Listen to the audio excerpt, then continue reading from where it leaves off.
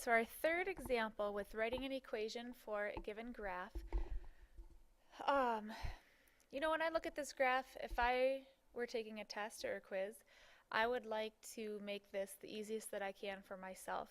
I think if you can avoid any shifting, there's just less to do in the equation. So what I'm noticing is I can do a cycle starting down here. Well, I didn't trace that very well. Starting down there, there's my full cycle. It's a cosine cycle. Because it's starting at the y-axis, there is no horizontal shift, but it doesn't look exactly like a cosine cycle. It's a reflected cosine cycle. So I'm just going to make sure that I write an equation with a reflection. All right, so starting from the beginning though, amplitude. Oh, look at this. Your x-axis happens to be in the middle of your graph. So you can tell from the amplitude, or from the x-axis up or down, our amplitude is 1. The period from the start to the end is pi. I keep forgetting this part. If your amplitude is 1, that means your a value is 1. Your period is pi. So if we do 2 pi over b, what did we plug in for b to end up with just a pi?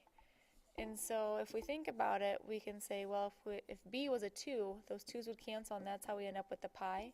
So b must be 2. Horizontal shift, because it's starting on the y-axis, there is not a horizontal shift. And then your vertical shift, you see how we drew in that midline, that x-axis, cut our graph in half.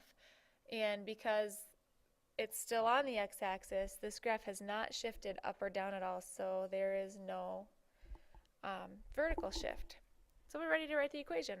It's going to be y equals, now we'll start with the amplitude, but because of the reflection we need to have a negative a value. So a -1 or just a negative cosine. So anyone looking at this would say, oh, there's a cosine graph that has been reflected because of that negative. Next comes the b value. We actually have a b value of 2 this time, parentheses. X plus or minus, oh look at this, there's not even a horizontal shift. Without that horizontal shift, you don't need the parentheses, so the b just goes right in front of the x. No vertical shift to have a plus or minus of anything on the n. So this one was kind of short and sweet.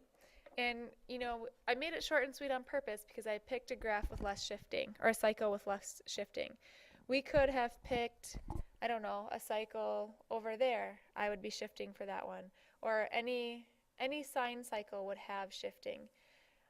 So if it's up to you, if you can choose sine or cosine, then just make it as easy for yourself as you can. It's good practice to do the other ones too, but on a quiz or test, this is the path I would take at least. So y equals negative cosine of 2x.